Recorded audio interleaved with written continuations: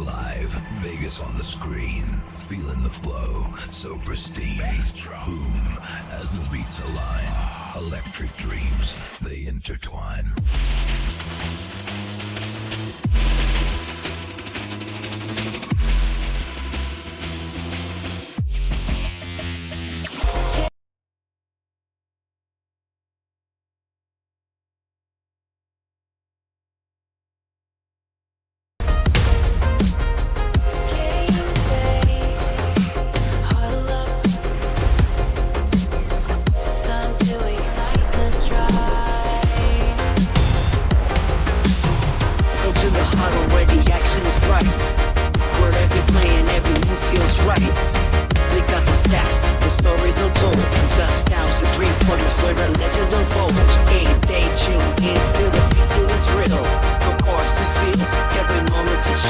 It's a game day huddle. Your sports hang out. Bringing you the scores, steady you shout.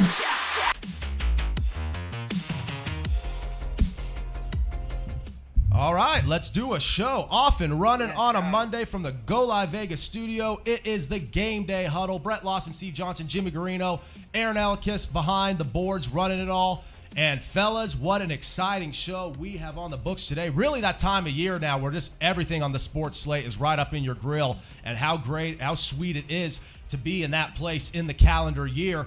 But guys, after weeks of speculation, after weeks of previewing, after weeks of, let's just say, flat out guessing, we could officially put the 2025 draft to bed. But of course, this is just the beginning, because now we have card markets to talk, we have rookie campaigns to talk, and we have really just these season outlooks for all these various teams who were involved in the swing of things this past weekend in Green Bay to break down as well. But guys, with the draft in the rearview mirror, naturally, going on a Monday, this is always a big day in sports media, but when we have drafts transpire the way they transpired this past weekend, Jimmy, I think it's safe to say there is some additional fodder, some additional talking points. Obviously, you can't go any further than mentioning Sheduer Sanders. We wondered for weeks, for months, where we wind up going as Giants fans. We wondered if at one point he would be a top 3 pick to the organization we root for, but apparently that was not the case.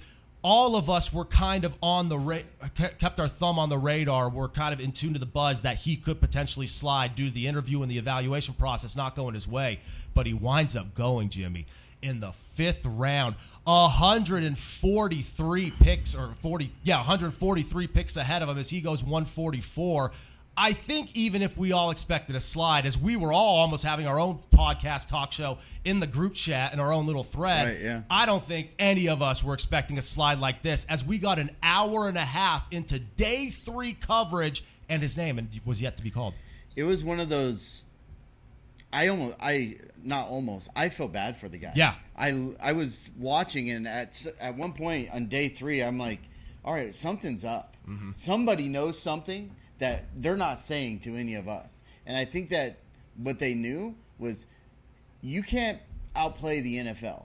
You're not going to walk into these GMs, into these meetings, talk to these guys, and treat them as they don't know what they're doing. Right. Because what they're going to do is they're going to snub you, and they're going to tell their buddies. Because for you to not think that these guys are all friends, guess what? Oh, my God. Everybody is friends on these. Always. There are going to be the ones that hate each other, Yep. but the majority of the guys and all of these GMs, all of these coaches, all of these scouts, they're all buddies. All these scouts go and they sit right next to each other for hours and hours watching games and watching people play. Exchanging texts. So when you walk into these meetings and you act like you're better than the room and you don't want to be there, guess what they're going to do to you? They're going to text their buddy, hey, Sheduer showed up. He didn't answer any of our questions. He was a total prick. He doesn't want to be a New York Giant. And you heard about the reports now coming out with Tom McShay of everything, how it went with Daboll. Daboll essentially gave him an install package. He didn't like the fact that, or Daboll didn't like the fact he was unprepared. And then Sheduer didn't like the fact that Daboll called him out for being unprepared.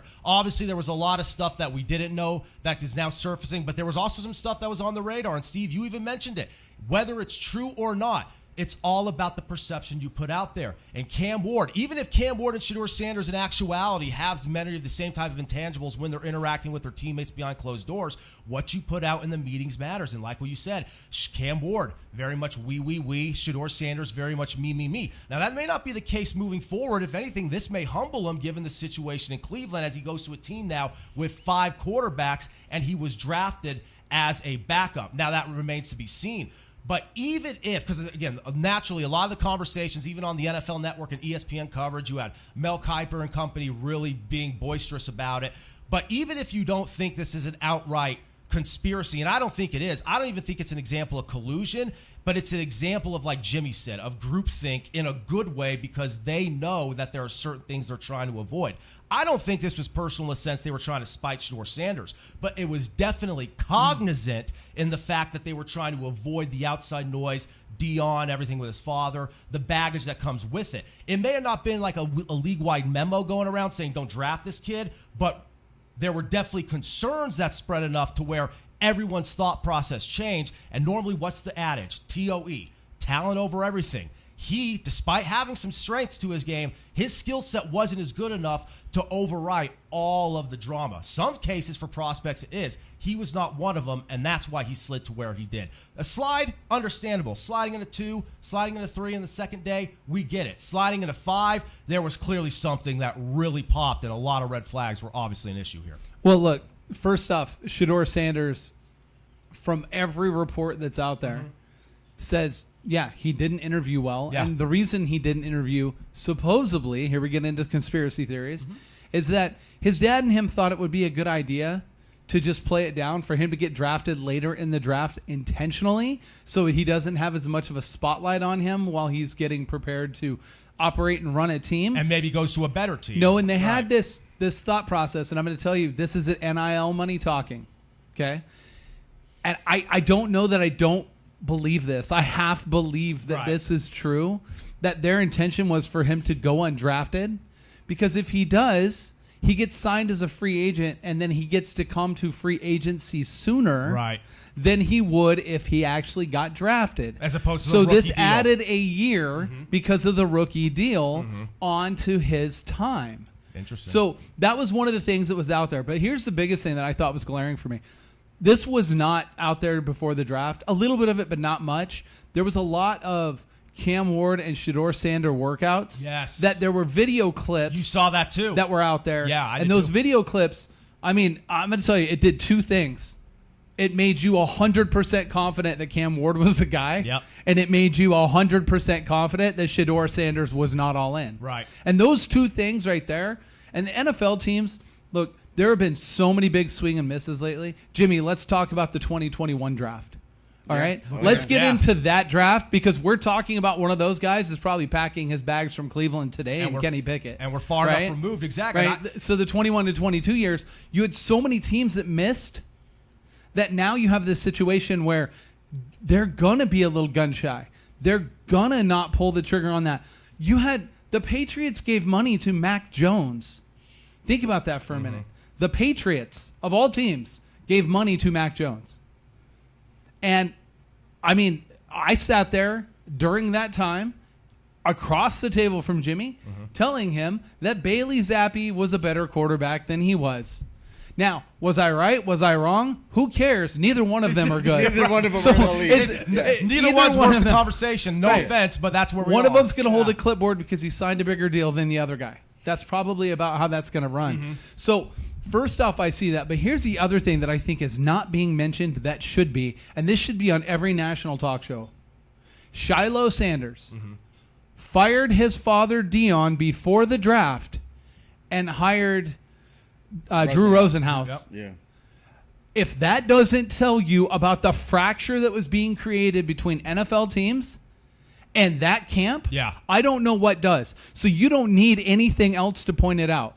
Dion got too involved, said too many things, and he's going to do the same thing here on the back end, and it's not going to be beneficial for his son. And I think that's a great point, because even if Sheduer did interview well with some of the teams compared to maybe the Giants or some of the other teams that talked to him, that was a red flag for everybody. No doubt about it. Because when he was still playing at Colorado before he declared it was an issue, and him not having an agent was something that wasn't talked about enough because we figured, all right, the celebrity of his father would take care of it. It actually wound up being the opposite, and that's what hurt him. And there was even talks during night 2 as round 3 was about to wrap up. I think it was on the NFL Network presentation on their broadcast. Joel Klatt even asked, he doesn't have an agent. What would the deal be here if they realize they're at a certain point where the financial return won't be there? You're better off with the NIL money going back to Colorado, but the rule is, and it's important that they clarified, that once you declare, you cannot go back. It's not just a matter of playing in the NFL. Right. You can't declare and go back. But that's a good point of like conversation there, because that's a thought, if it were allowed, I think they would have pondered. Because they would have looked in the mirror and realized, he doesn't have the talent to kind of shove all this stuff under the rug, and at the same time, even if he does have the talent that he could play in the NFL at some point, now he's getting drafted so late, he's going to have to earn himself a spot in training camp, which is the case, and Steve mentioned it. This is a team, right? Deshaun Watson, injured Achilles, he re-injures it. You have to wonder, is it going to be Joe Flacco, who just led him to the playoffs, one comeback player a few years ago, but they bring in Kenny Pickett, like Steve just said, and now you draft 2 quarterbacks. Dylan Gabriel goes before Sheduer Sanders, and even if you liked something that Dylan Gabriel brings to the table, something that he did at the Combine in his skill set, no one saw that coming. We were talking about it in the group chat. No one saw Jalen Milroe going before him, Jimmy. So I'm with you. Even though we could all collectively say that's the reason why he slid, it was kind of tough to watch, but at the same time, I also can't deny it. It made for interesting television. Well, and every time this happens to these kids, guys, like, we can't deny it. We're gripped to the TV. Of course, and that made the draft watchable into day 3, right? 100%. It probably. Absolutely. I'll bet you they had the best numbers going into day 3 they'd ever had, On the because Saturday, everybody wants to watch the chaos unfold. Yep. I also want to point this out because I think this is very, very important. Mm-hmm. Okay, let's talk about some of the first-round picks over the last few years at quarterback really quick. All right, what was C.J. Stroud's record in college? It was almost unblemished. Very good. Right? Very, very Trevor good. Lawrence, what was his? Almost unblemished. 3 college Bryce football Young, playoff almost appearances. Yep. like I can go down the list, right? Yep. Sheduer Sanders was 13-12 at Colorado. Mm-hmm.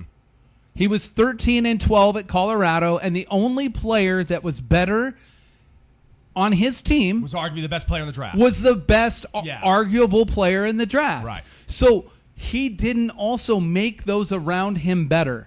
And that is a very important thing for a point guard and a quarterback to play on a professional level. Well, you got to go and look at all of these quarterbacks that are getting drafted.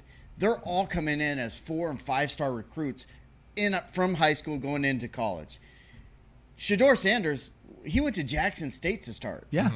Mm-hmm. He wasn't getting those. You think that's the reason why he went to Jackson State was to go play for his father? If he would have got the offers to go be the #1 quarterback at Florida State or an SEC team, at an SEC team, you think he would be playing at Jackson State? If USC had called him or Arizona State, he would have went to both of those programs. Deion would have told him to go. Yes. He would have played. He would have went. He didn't have the abilities, the attributes that everybody, even in college, that people were looking for. Right. Now he played 3 years. He went to Jackson State, went to Colorado for the last 2. Do I think he has good enough talent to play in the NFL? Yes. Do I think he's going to be a starter in the NFL? No, he just doesn't look like that. And I'll tell you me. right now, my opinion right now, Dylan Gabriel, and yes, it's a little homer. Dylan Gabriel is the better quarterback of the 2. Wow, that's bold. I'll tell you why. Because because he's the better quarterback. I didn't say athlete. Right. I said he's the better quarterback.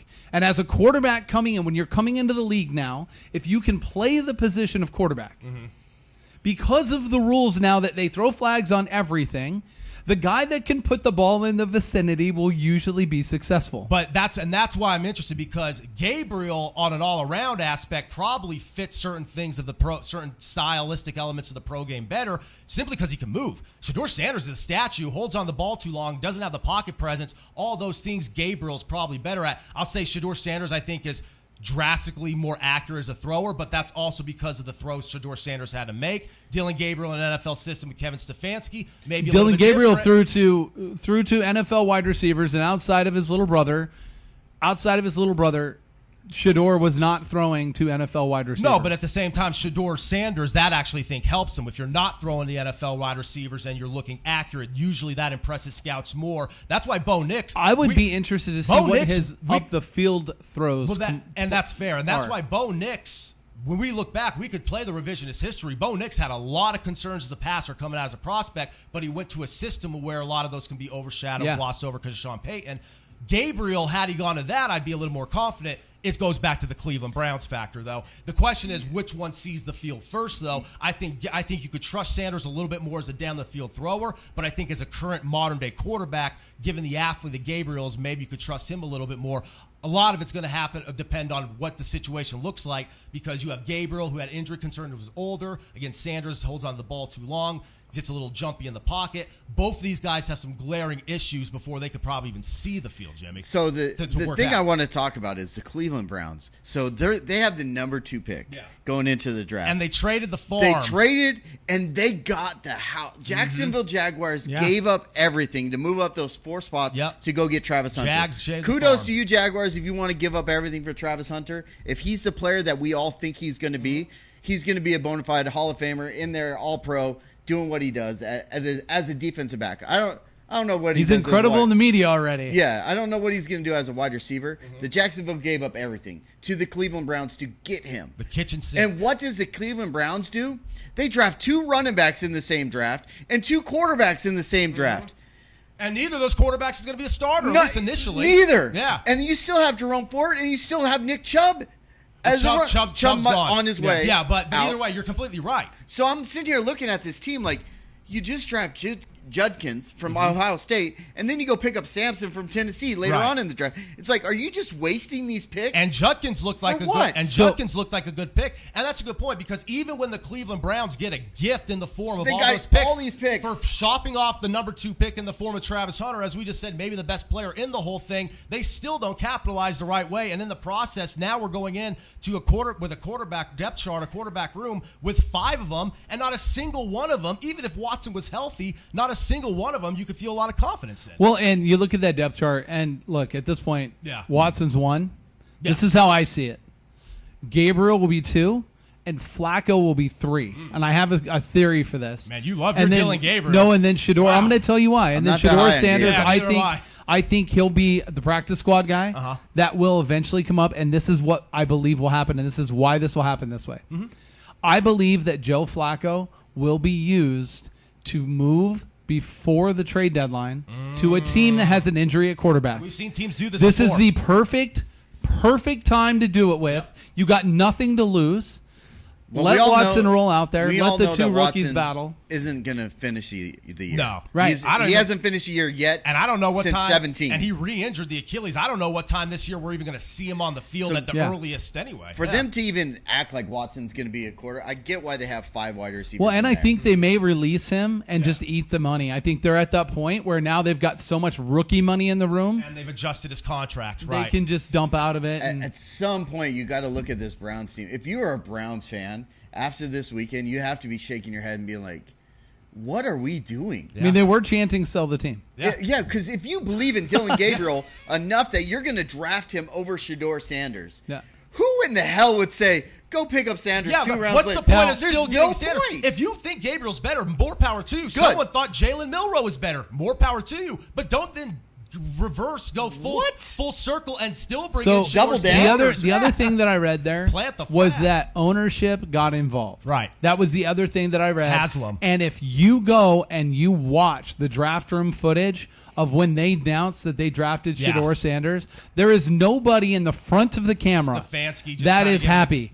They are literally just like, yep. Like they were told to make that. You didn't see him in the background on the phone, pass the phone around, all excited. None of that stuff. You know, I love the Sheduer Sanders talk, and I'm going to be honest with you.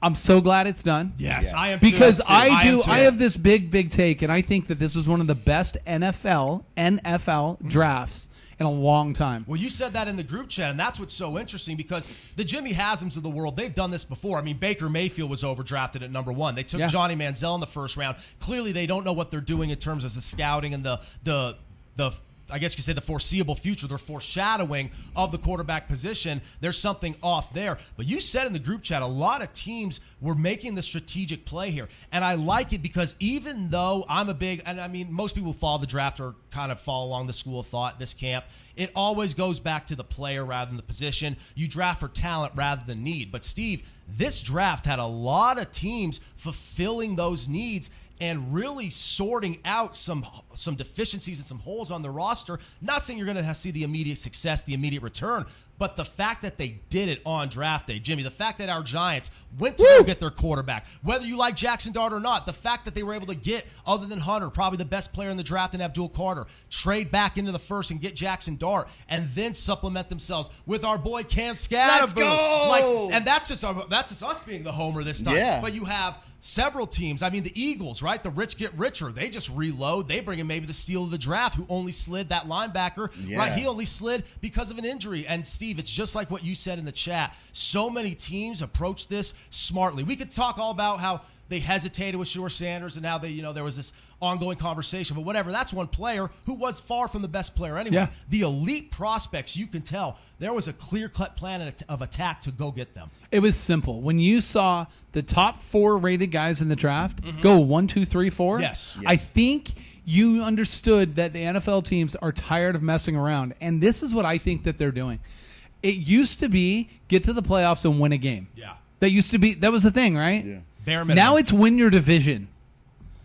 That's what all you're focused around right now is winning your division.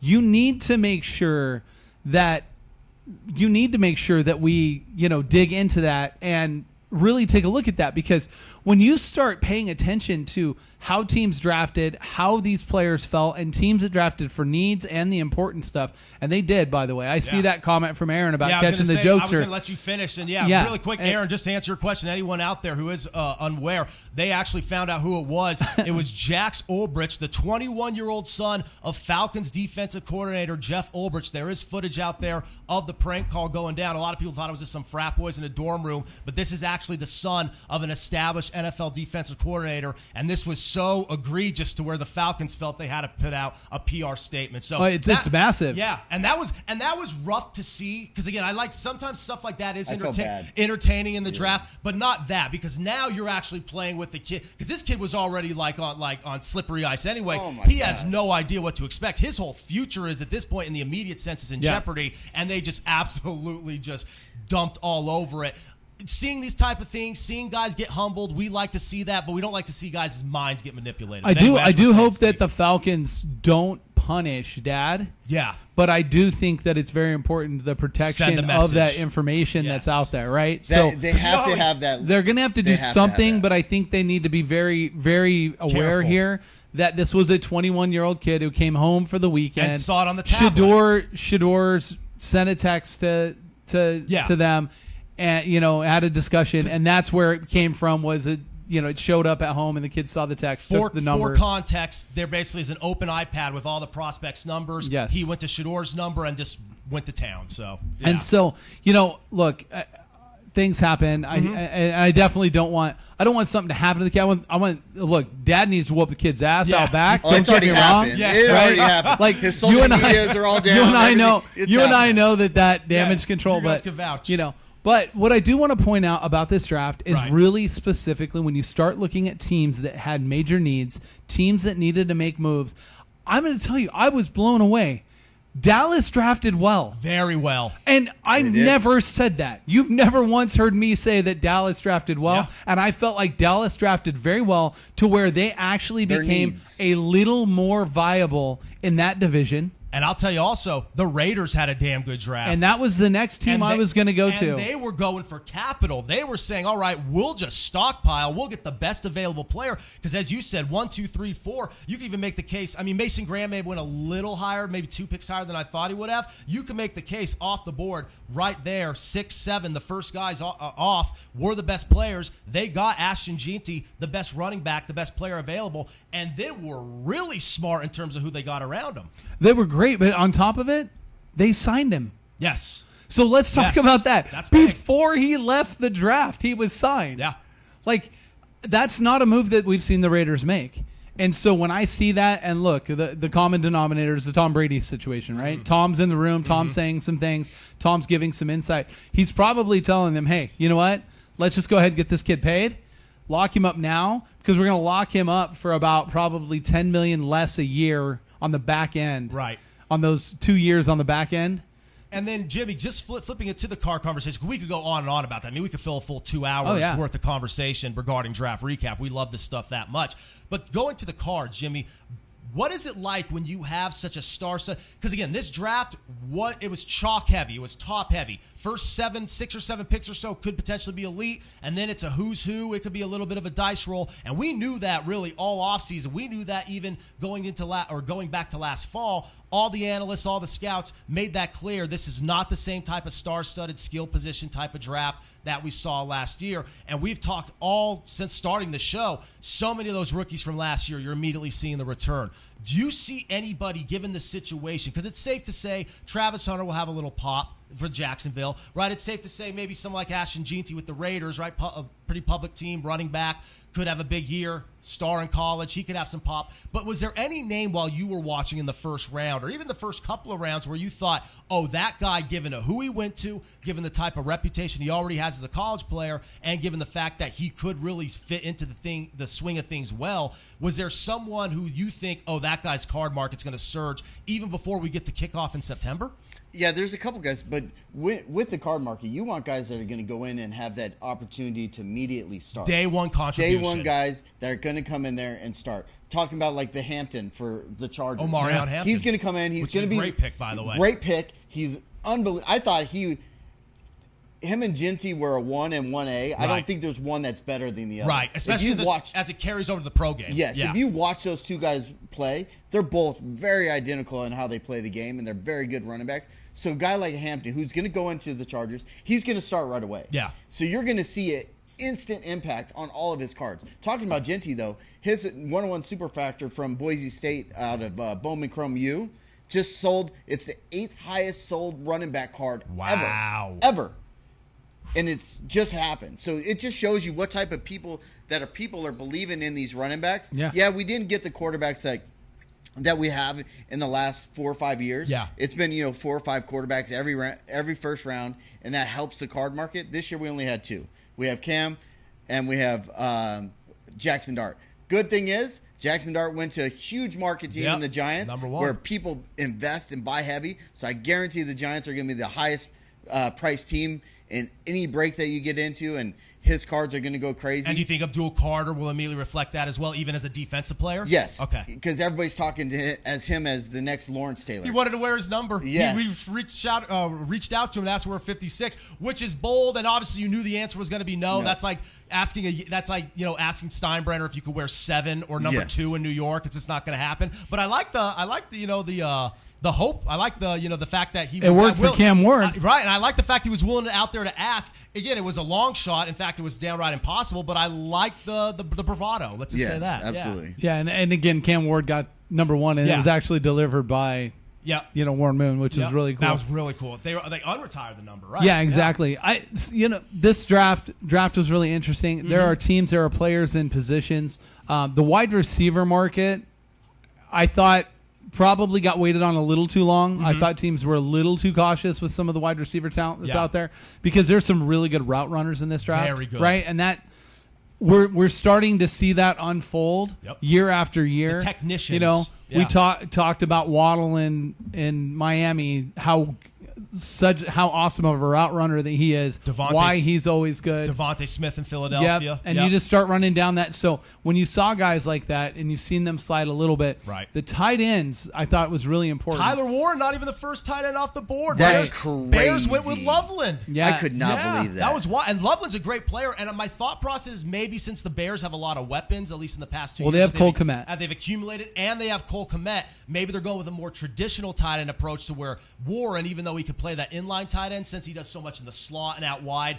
Maybe they wanted someone a little more traditional. But 20 times out of 20, if you're the Bears, would have went with Warren. And you're drafting right there, and you're drafting the tight end. Yeah. You're drafting the tight end that's going to keep your quarterback upright more often than not, and that's what they did. They drafted the guy they thought would hit guys more often. More in line, and you could put him in the three-point stance, Exactly. and he could block, and you need that, especially given what the Bears' offensive line has looked like. That's another team who drafted really well. Chicago, given what Chicago's done in the offseason and the draft the last couple of years, and even when you look at some of these teams like the Giants, those old boy clubs, Giants still have a ways to go. We'll see how early Jackson Dart plays. But Chicago has their quarterback. The Giants go get their quarterback. Those are two old teams, old clubs that can't really beat the old boys club stigma. They're starting to do that just by being aggressive and addressing these needs in the draft, which makes me wonder, what the hell is Pittsburgh doing? Another team that is so stagnant offensively, who just can't get out of their own way by bringing in a quarterback in this post-Roethlisberger era. They obviously passed on Sheduer Sanders. We don't know what Aaron Rodgers is doing. Were you surprised with what Pittsburgh did? Even if they do go get Rodgers, the lack of a contingency plan at quarterback, Jim. I think the only thing is there's a backdoor handshake with Aaron Rodgers. Right. When you're looking at their draft, it doesn't make sense No. unless they know for a fact that Aaron Rodgers is going to play for them next year. And going into the draft, Aaron said, he goes, I want to make my decision before the draft to give the teams all. Well, he didn't make his decision. Yeah. However, I think backdoor, behind the scenes, he said to them, yes, I'll be your quarterback. Because it doesn't make sense any other way. Mm-hmm. You have to go get a quarterback. If you don't have Aaron Rodgers, you have to get somebody. Yeah. You have nobody. Like, this is where you do it. If there's one night or a couple of nights where you have a chance to at least give yourself some type of contingency, it was this. Even if you don't draft them, Yeah. you go trade for somebody's number 2, so Yep. at least you have a bona fide starter to start the doubt. season. So there's a thought process there, and the thought process with them is that Kirk Cousins before camp will be available to them. And they'll if very well Aaron be. doesn't sign. Yeah. So their thought is they can go out and grab Kirk Cousins, stopgap for a year, and that they'll most likely be doing whatever they can to move up. Because Atlanta, at this point, they have to bite the bullet with the contract. Might as well just get rid of him. Because Exactly. you don't have that much longer on it. It's a hefty sum. You but would then have known just for a get rid of him. fact they were going to do that if they had drafted another quarterback as a Yes. backup. But when they didn't, that was a little bit of the shake. But now when you realize that what happened with the Browns drafting Sheduer in the 5th, Yeah. that means that 1 to 2 of those quarterbacks will be available in free agency to somebody as a backup. So I think if you're all make sitting the in that team. room, you probably looked across and say, hey, let's skip the quarterback in this draft. Let's just get a couple more guys here. Because I believe that you'll have teams like Pittsburgh, I believe Dallas, maybe it's Jacksonville. There's an argument that Jacksonville may be out on Lawrence after this year, and if that's the case, it's a make or break year. right? Yeah. And if that's the case, all of those guys are going to be making the move for Manning. So those 3 teams are all high-profile teams at this point, right? Because obviously Jacksonville's drafted 1, not because they're a high-profile team regularly, but high-profile right now. And I think that would actually be within their scope to say, hey, if we go out, have a 500 season, play below 500. Let's move some assets. Let's make some things available. Let's see if we can get who we need to get. And at this point, who do you think is the bottom of the league now? Right. Who finishes last this next year? Yeah, who's going to be picking number 1 in 2026? And my immediate thought is the Jets. Right? The Jets, And they're another team because even if Fields, you have something there, you didn't set up any type of insurance policy at quarterback if this goes south. And I have my doubts about Fields. I like the kid. I want him to succeed. But until I actually see it, the Jets they're in limbo even more so than they were with Rodgers at this point. Yeah, the Jets are they're like the Browns. When it comes to the draft, they don't have a clue. Yeah. Look back at both of their drafts and look in the recent years and say, when did you actually say, oh, the Browns did well? Or, oh, the Jets did well? I can't think back and be like, oh, the Jets did really well when they went out and got the defensive back, rookie of the year. Sauce Gardner and Garrett Wilson. Wilson. Boom. Yeah. Got 2 guys. And then what do you Nothing do the next 2 materializes. years? Yeah. It's like and Membo, the unbelievable. Armand Membo, the tackle they picked, damn good player, but is that really helping things? Even if you were shoring up that offensive line, what happens if it doesn't work out with Fields? This year's a scratch. He was a slight reach too at that point, right? Yeah, you didn't need to go. You could have waited probably at least another. I mean, they could have traded out of that spot and got him picked later up in the like first. another 2 and 3, and they could have gotten him late in the first, and they could have picked him else. up another 5 to 7 spots back. I just think a lot of these GMs are. So the Jaguars got that new kid from the 49ers, who's now he's young. And boy, was he hyped about Travis Hunter. But he's one. I think more teams need guys like this that aren't afraid to say, you know what? I see the one player that's going to change our team right now. I'm going to get him. A lot of teams are like scared and they sit back or they just, we're going to draft where we are. You can't be that way this day. And I'm going to you got to be aggressive. And that's why I love Howie Roseman so much. And say what you want about the Eagles, but there's a reason why they're always this good.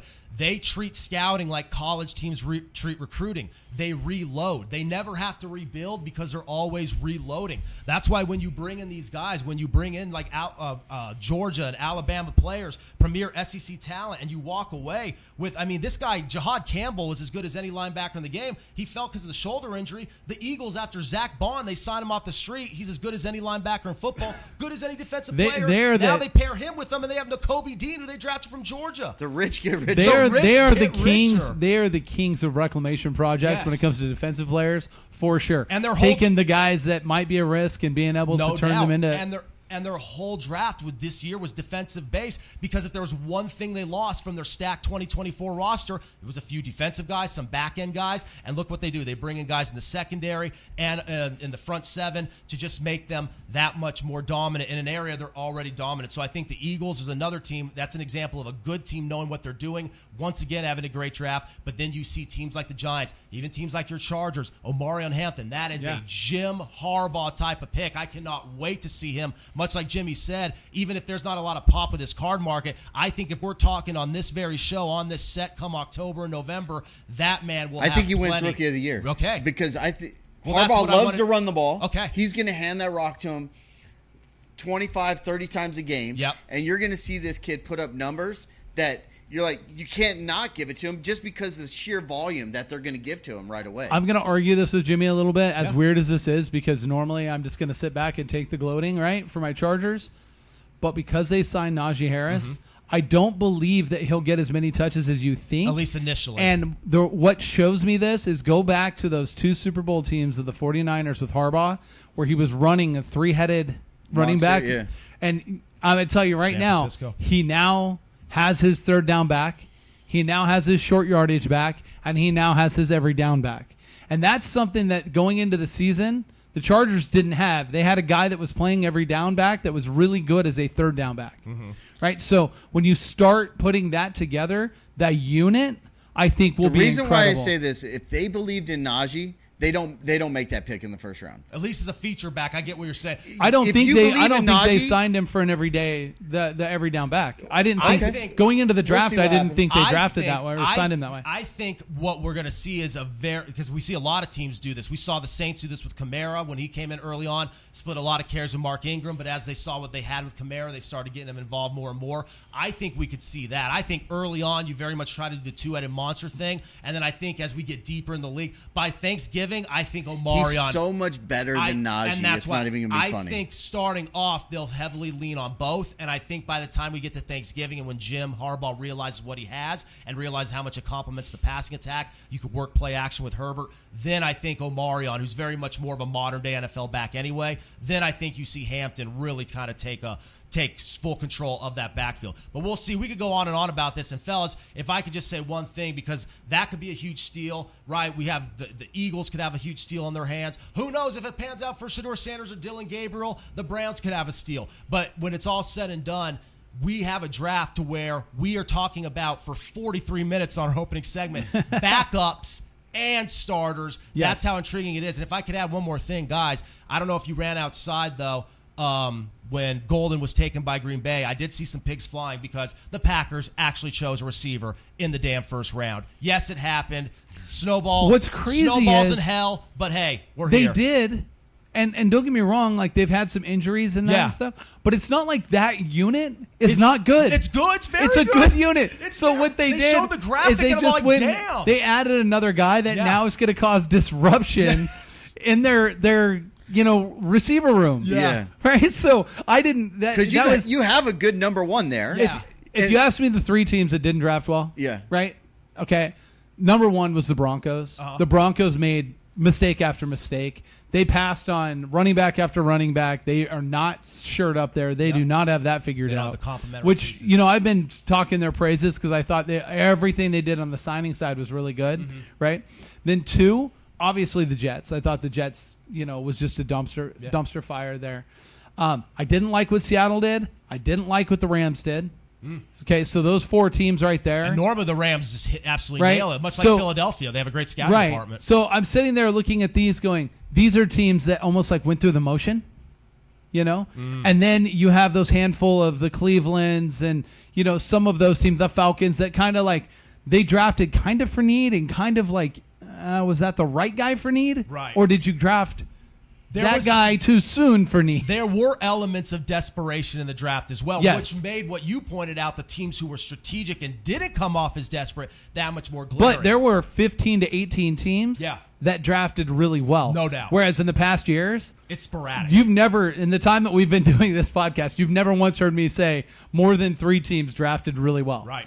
And the fact that I could sit here and go, the Cowboys, the Chargers, the Giants, even the Jaguars, even though they gave up the moon, like they players still that drafted that's what I'm well. saying. Even if you criticize them for giving away the Yeah. farm, the guys who they did bring in are damn good players, and they were able to maximize those 2 picks in the second round. So we could obviously analyze this so we're blue in the face. In many ways, we already have, and we will continue to obviously dive into the card markets. Jimmy and Steve will have week-by-week updates for that, even throughout the rest of the offseason. At this point in the offseason now, kind of takes a back turn, right? We don't really talk about football much until you get to the off-season workouts, the OTAs, mini camps, the start of training camp, and the preseason. But this is always that turning point because now free agency and the draft are officially behind us. We now know what these rosters look like, and as a result, we're going to know what their card markets look like as we get closer and closer to kickoff. But as much as I want to keep talking this stuff, guys, we have plenty of other stuff to talk about. So we're going to take a quick break. We have NBA postseason action. We have the Stanley Cup playoffs and some other stuff under the sun. We may get to it, we may not. But either way, stick around and join us on the conversation. Be sure to like, subscribe, follow us on all of our platforms so you could join in as well. Don't go anywhere. We'll be back right here from the Go Live Vegas studio. It's the Game Day Huddle. Peppermint Patty's the worst.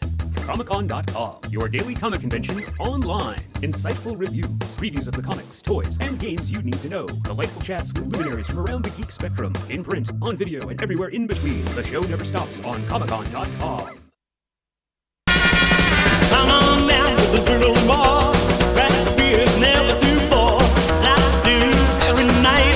Do what through and get it right. Raise the glass, raise the you hat. The booze, friends are near. Dance around, let them play. Voodoo ball's a place to stay.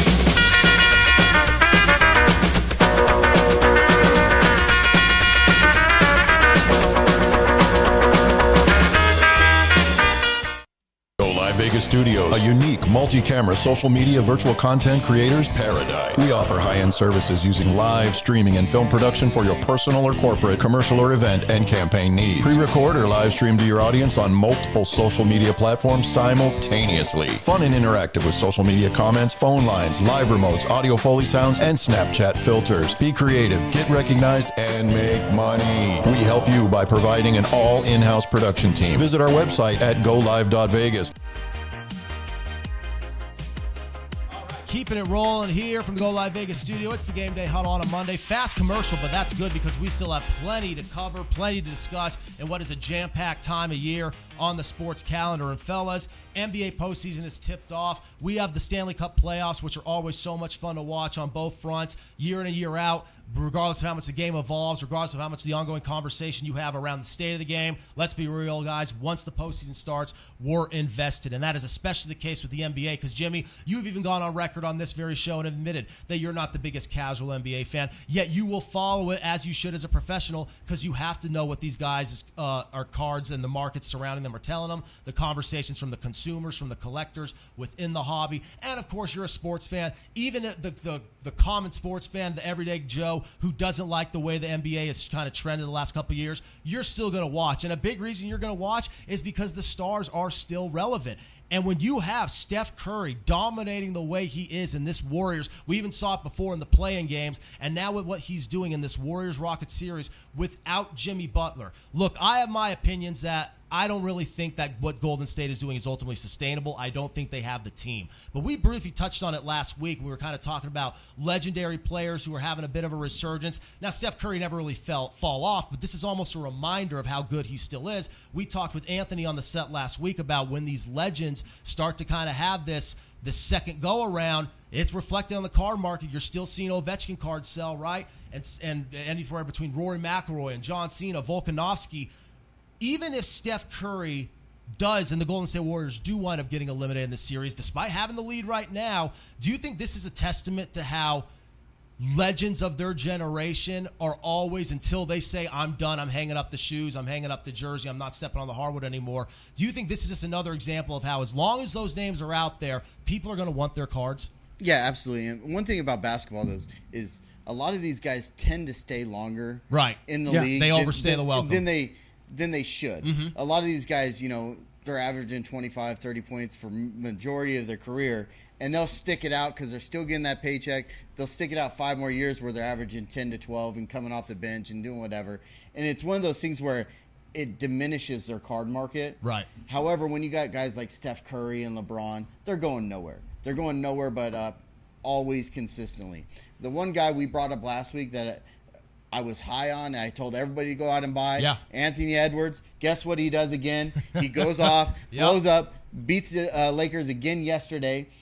I'm telling you, this kid is great. And let's buy talk, him. And let's talk about that as the Lakers, as we sit here right now on a Monday, Steve, face elimination against Minnesota. How big is it doing that against such a public team? Let's just be real, a bandwagon team. The Lakers aren't even public at this point. No.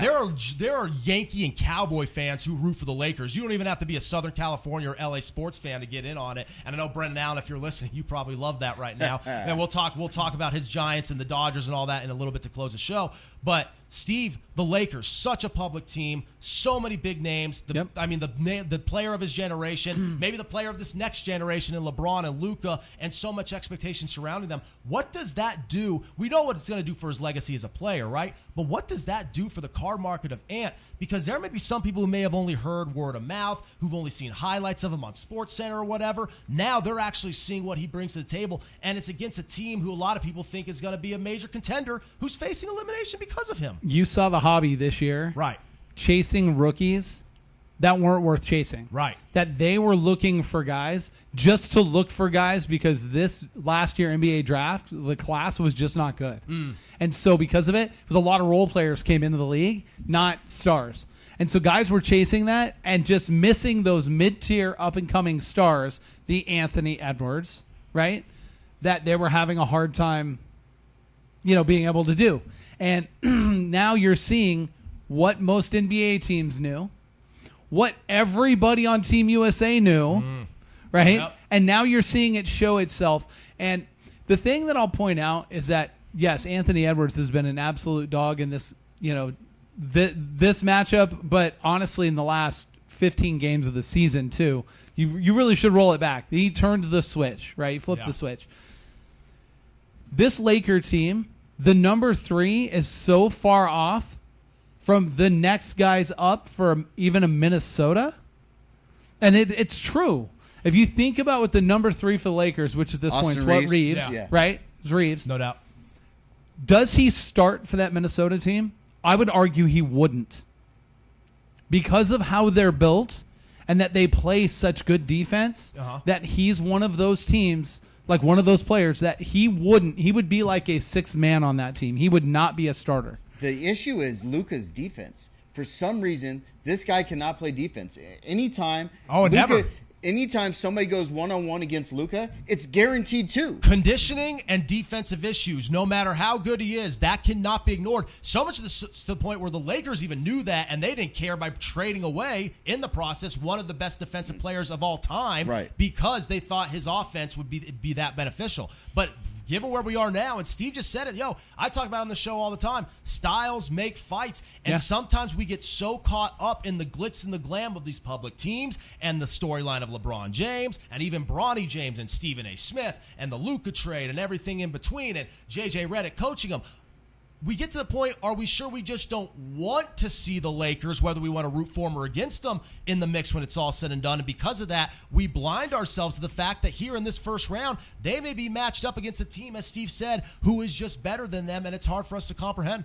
It absolutely could be. Right? They could be just We'll better find than out, but I mean, that speaks for themselves if they're on the ropes the way they are right now. And I mean, you have OKC sweeping Memphis. You have to wonder if the Cavs will sweep the Heat. Both of those teams, respectively, are absolutely dominant. We expected them to be dominant. Here are the Lakers on the other end of it, not dominant. Yeah, they're definitely – nobody's afraid of the Lakers right now. That's a great way to phrase it. I guarantee you put any team that's in the West, any of those top 4, 5 teams, they want to play the Lakers. Why? Because you know that you could beat that team. Mm-hmm. You basically have to shut down one of the 2 stars. You either shut down LeBron or you shut down – for them to win, the Lakers to win a game – both of those 2 have to play well. Yep. If they both don't play well, guess what? One plays well and the other doesn't, they lose every single game. I want to get to hockey here because very much what we're going to do as we wrap up here is going to focus on the card aspects, because we're going to get more and more into the storylines and the ramifications of these playoff matchups themselves, because next week we'll just straight up open with this again since the draft is out of the way. But I want to ask you this, right, because you said it all yourself right there. Some teams need 2 players, and both of those 2 players not just play well, play exceptionally well. The Knicks are getting that now with Karl Anthony Towns and Jalen Brunson. I just want to ask you guys both really quick. Speaking of Minnesota, we had a lot of hope for him in Minnesota. Sometimes we saw the flashes, sometimes we didn't. A lot of it was injuries. A lot of it was just other BS, like with Jimmy Butler and his teammates and all that other stuff. But now he has found a home in New York. Jalen Brunson's carved himself as the franchise player. The Knicks still kind of feel like they're overachieving. But now here with that great game yesterday, right, against Detroit, the Knicks are in it as much as they've ever been in recent memory, even if they may not be that much of a legitimate case or have that much of a legitimate shot to hoist Larry O'Brien. But, Jimmy, what does that say about the card markets of those guys? Jalen Brunson, who's younger, and Karl Anthony Towns, who is kind of having a resurgence in a new home, that home being the number 1 market. So, obviously, with the Knicks, it's a huge market, huge fan base, and a lot of money. A lot of people invest in the Knicks, and everybody wants to buy Knicks cards. That's what they want. Look at what they did with Lynn Sanity. Right. When Lynn Sanity came out, Jeremy Lin, and his card market, the kid was barely a role player. Right. Not even a starter. He had that one run. One little run, and his cards just went absolutely crazy. However, watching that game yesterday with the big cat, Karl Anthony Towns, when he steps out and he's hitting threes like Steph Curry, he's 7 foot. Knocking them down. 7 foot, no hesitation, knocking down threes. As a Knicks fan, I grew up watching the Knicks. I kind of faded away from watching basketball for a while. I loved watching that team yesterday. They show a little bit of fight. He's good. Well, he's better than good. He's going to go down as probably one of the best centers to play the game. And we thought that coming out when he was being drafted, coming out of what was Kentucky, we thought he had that ability. He was drafted number 1, right? We thought he had that ability. He showed it in college and showed it early on. Sometimes guys just put it together in a different location. It's like what you mentioned last week, Steve. That's why so often it's where they start and where they finish is what really moves the needle. Shout out Brendan Allen. That's what moves the needle for them, because so often you get that middle of the road that's a little bit more sporadic, a little bit more volatile. They change teams. I mean, you have Soto within 5 minutes in baseball. He's a Padre and a Yankee, but you said it last week. People are more so going to remember the Nationals and the Mets. So it's kind of that similar type of thing. And really quick, just going with that same type of principle in hockey, because, again, we'll talk more and more in the next couple of weeks about the actual matchups and how this pans out. But I just mentioned during the break, because a few weeks ago, we were ranking our top 5 hockey players, and I was going through probably the general consensus of top 7, top 8, even if you go through the full top 10. McDavid, Draisaitl, Eichel, Tkachuk, McKinnon, Makar, and Austin Matthews are all active and present in the postseason right now. in a niche sport like hockey, Steve, and I want to get both your guys' take on this, in a niche sport where so many people, not like basketball, because a lot of people casually will follow basketball hot and cold enough to where they need to know the big-time players. Hockey, a lot of these guys may be complete and utter strangers, right? But when you hear about them now, maybe not hear about them for the first time, but get to watch them for the first time in the postseason, what does that do to the card markets? Well, so in hockey, it's kind of funny. You're going to have whoever is in the finals will see a bump in their card market. Or if they're doing something over extraordinary. Right. And the problem in this year's playoffs is no team's playing over extraordinary. No, there's no dominant, clear-cut team. Every team is being challenged night in and night out. The right teams are in the playoffs. The correct teams are there. So from that standpoint, yes, you're right. You're going to see superstars every night you watch hockey.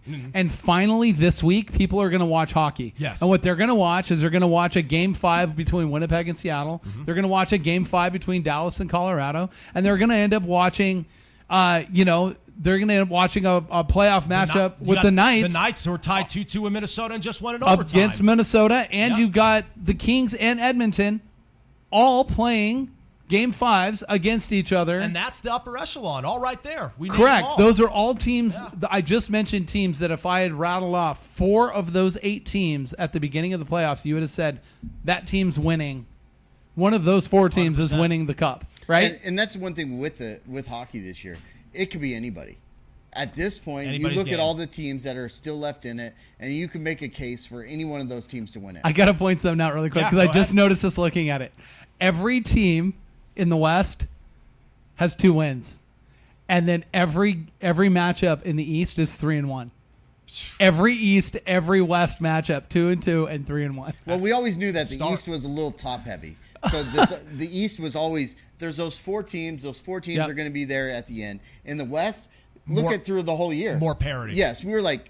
It could be L.A., it could be Edmonton, it could be the Knights. It could be Colorado, it could be Dallas. Very much, you don't have a clue. Very much like the NBA and what we thought the NFL would be. It turns out we thought the AFC would be way deeper. It was the opposite what we thought, but we thought the NFC would kind of be a little top heavy, and we saw how many contenders they had this year compared to the AFC, where at one point it felt like 2, maybe 3 teams with Baltimore, Kansas City, and Buffalo, and then a whole onslaught, a whole gauntlet of NFC teams. So no doubt about it. Really quick, though, because, again, we're going to go on and on about this in the coming weeks. We got to get out of here, but I do want to mention this thing in baseball really quick because we did have a comment from our buddy Brennan Allen at the top of the show regarding the NL West, and that is a division with good reason we have and continue to talk about moving forward here on this show. And, Steve, you had an interesting tidbit as you see the comment right there from Brennan. Who's that sitting on top of the NL West standing? Definitely not the punk-ass Dodgers. And at a time where we've had so much talk about what the Padres have been able to do and so much expectation with the Dodgers and the pleasant surprise that is the San Francisco Giants. The NL West, even though they may have the Kings, the Emperors at the very top of the hill sitting there, they're not at the top of the hill right now. No, and it's funny. So the Giants obviously being at the top of the division and arguably have the best record in baseball. I know, again, they've got 10 losses. The Mets have 9. But when you start looking at that and you start looking across the board now, Major League Baseball, as we were talking, first couple of weeks, 3 weeks, you get excited about it. Now you're about a month in, and this month in starts to separate where people are really like making their way. That's why the Giants really kind of stand out even more because they're making their way in a division that has 2 other teams with 17 and 18 wins, right? So from that standpoint, you're not getting that a ton, but there's a lot more parity in the league than I think we thought coming in. 100%. I mean, even if you look AL East, Yankees 17 wins, Boston 16. Detroit 18 wins, Cleveland 15. Come down to the talk about how things change. The Angels went from one of the biggest conversations in baseball to last in their division in a week and a half, right? But you've got Seattle at 16 wins, Texas at 15 wins, Mets at 19 wins, Phillies at 15 wins, 17 wins for Chicago and 15 for Cincinnati, right. 19, 18, and 17 for Giants, Dodgers, Padres. And I'd argue Minnesota or Arizona has 15 wins 100%. in that same division. And as we talked about, that's a damn good team that is simply overshadowed because of their division. And that's absolutely true. And then you have teams like Chicago with the run differential. Some weeks they look like the most dangerous contender in the game, in the show. And then literally the next day, they look like a dumpster fire. It is literally ebbs and flows with them. But that's part of the fun of baseball. Very rarely, I think, maybe, if you really go through with a fine-tooth comb, you'll always find something the first month. But we've had in between the torpedo bats and everything in between and everything with the Dodgers and the volatility in the NL West and everything surrounding it. We have had a very interesting first month on the baseball slate, and we hope it only gets better and better as we approach that midseason point. One big question for you guys. Real quick, I just want a quick answer from you guys. Tell me which one of these teams will make the playoffs. Okay.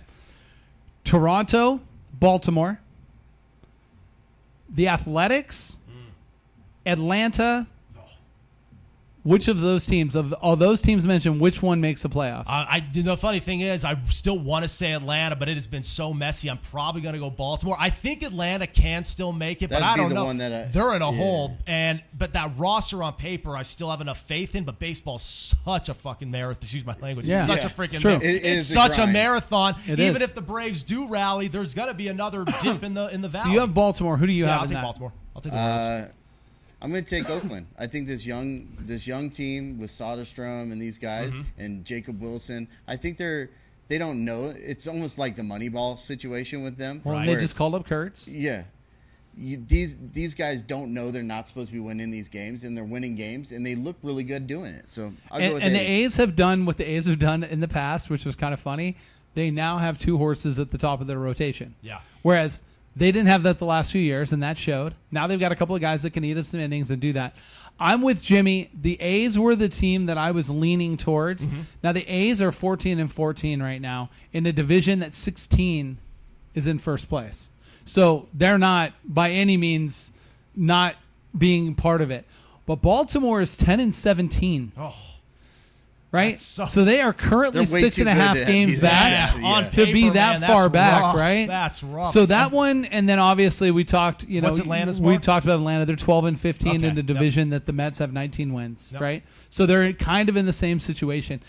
I think when this dust settles, I think the two teams out of that, I think the A's are the team, and I think Minnesota's the other team. I just think Minnesota is definitely not playing even nearly close to what they can be, and they're a team that could go on a run, especially in division, and all of a sudden reel off, go 12-6 over 18 games, and all of a sudden, be right up in the mix again. So, and that's what's so fun, because we're going to pick this back up, and we could be way off, we could be spot on, who knows? It's baseball, but that's part of the fun. And don't worry, we'll dive all into this and all of this and then some when we're next on the air, which will be down at the Arts District for First Friday, right outside of One of Us Comics. We will not be on the air next Monday. However, that will serve as our episode for next week, so be sure to check that. We'll let you know on social media as far as the exact time, but you can find us on all of our platforms as you do any other show, like we're here in the studio. We'll just be remote, posted up outside of One of Us Comics. And Steve, First Friday, past couple of months now, has been pretty eventful for you guys on that front. What should we expect this weekend? Yeah, so at 8 o'clock, we got a free comedy show with The Laugh Dimension. That'll be 8 o'clock. That's out in the yard, followed by a performance from Decaying Tigers. Yep.